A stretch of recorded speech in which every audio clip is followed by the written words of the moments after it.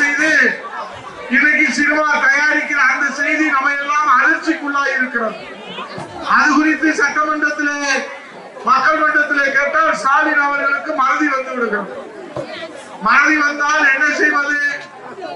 இன்றைக்கு அதற்குத்தான் நாம் சொல்லுகிறோம், வல்லாரை கீரையோ மாத்திரையோ சாப்பிட்டு இந்த நாட்டிலே நடக்கிற அவலங்களுக்கு பதில் சொல்ல முன்வருவாரா முத்துவேல் கருணாநிதி ஸ்டாலின் என்கிற கேள்விதான் இன்றைக்கு இளைஞர்கள் மத்தியிலே இன்றைக்கு எல்லா இடங்களிலும் இந்த கேள்வி எழுந்திருக்கிறது. 2026 மட்டுமல்ல, 2031 2036 15 ஆண்டுகள் தொடர வேண்டும் ஆட்சி என்று பேராசை ஒரு மனிதன் ஆசைப்படலாம், ஆனால் பேராசைப்படக்கூடாது. ஆக 15 ஆண்டுகள் தொடரும் என்று நீலகிரியிலே பேட்டி கொடுத்திருக்கிற ஸ்டாலின் அவர்களே, 15 ஆண்டுகள் ஆட்சி தொடராது. உங்கள் அமைச்சரவை வேண்டுமானால் இங்கே தமிழ்நாட்டிலே இருக்கக்கூடிய சிறைச்சாலையிலே பீகார் சிறைச்சாலையிலே வேண்டுமானால் இந்த அமைச்சரவை சகாக்கள் அங்கே நடத்தக்கூடிய ஒரு சூழ்நிலையை தான் இன்றைக்கு இந்த தமிழ்நாட்டு மக்கள் பார்த்துக் கொண்டிருக்கிறார். சில கள்ளச்சாலை சாவு நீதிமன்றத்திலும் கண்டனம் தெரிவிக்கிறது. மதுவிலக்கு பிரிவினுடைய காவல்துறை என்ன தூங்கிக் கொண்டிருக்கிறதா என்று நீதி அரசர்கள் அரசை பார்த்து கேள்வி கேட்கிறார். அண்ணா பல்கலைக்கழகத்தில் வளாகத்துக்குள்ளே மாணவி பாலியல் வன்கொடுமை செய்யப்படுகிறார்.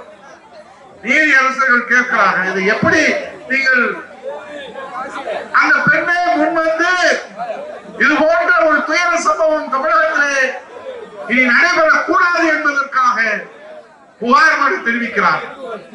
ஆனால் வெட்கமில்லாத ஸ்டாலின் காவல்துறை அந்த எஃப்ஐஆரை வெளியிடுகிறார்கள் என்று சொன்னால், லீக் அவுட் செய்கிறார் என்று சொன்னால் அவருடைய உள்நோக்கம் என்ன கேட்டால் டெக்னிக்கல் ஃபால்ட் என்று சொல்லுகிறார்.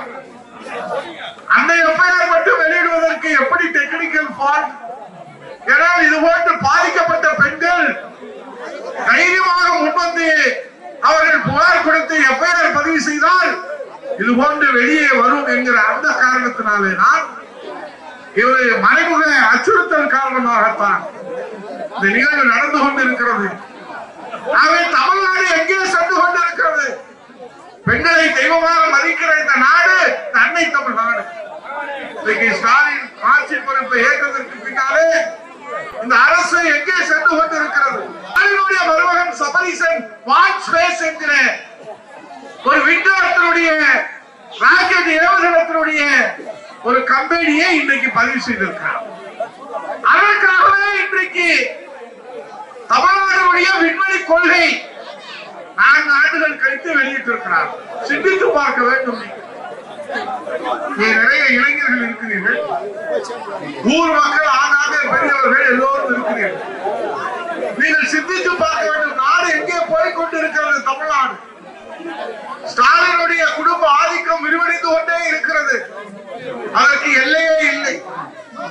பொருளாதாரத்திலே, சினிமா துறையிலே, ரியல் எஸ்டேட் துறையிலே, விண்வெளி துறையிலே எதற்கும் இன்றைக்கு எல்லை இல்லாது இன்றைக்கு உச்ச நிலையிலே சென்று கொண்டிருக்கிறார். ஆனால் தமிழ்நாட்டுடைய சட்டம் ஒழுங்கு சந்தி சிரிக்கிறது. கல்லூரி மாணவர்கள் வாங்கி இருக்கிற கல்வி கடன் ரத்து என்று சொன்னீர்களே மாணவர்களே, அதை நீங்கள் ரத்து செய்ய வேண்டாமா கேட்டால் அவர்களுக்கு மறதி நோய் தான் வருகிறது. வருகிற போது கூட கேட்டேன், மறதி நோய்க்கு என்ன செய்வது? வல்லாரை மாத்திரை வாங்கி சாப்பிட்டு விட்டு, வல்லாரை கீரை சாப்பிட்டு விட்டு, அப்போது வேண்டுமானால் அவருக்கு யாவும் வருதா என்று பார்க்க வேறு என்னதான் செய்ய முடியும்? சட்டமன்றத்தில் கேள்வி கேட்டால் அவருக்கு யாவும் வரவில்லை, நேரலையை துண்டித்து விடுகிறார்கள். செய்திகளை உடனுக்குடன் தெரிந்து கொள்ள நமது அம்மா இணையதள தொலைக்காட்சியை சப்ஸ்கிரைப் செய்து அருகில் உள்ள பெல்